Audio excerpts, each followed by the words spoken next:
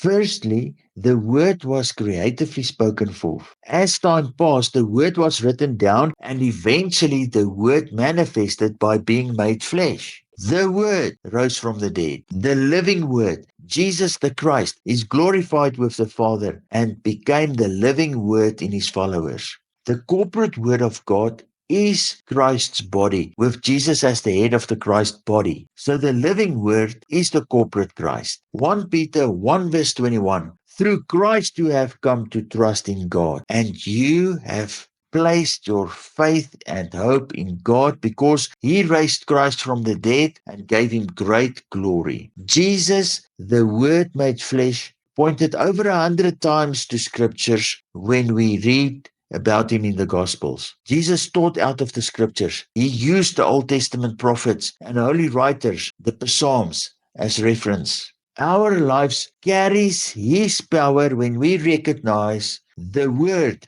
Jesus Christ by the guidance of his Spirit in the Old and New Testaments. The reality is that the power of the word manifests in us when Jesus, as Spirit Word of God, live and move and have his being in us. The lesser we become, the more he become, until we are conscious that we no longer live, but he lives in us more and more.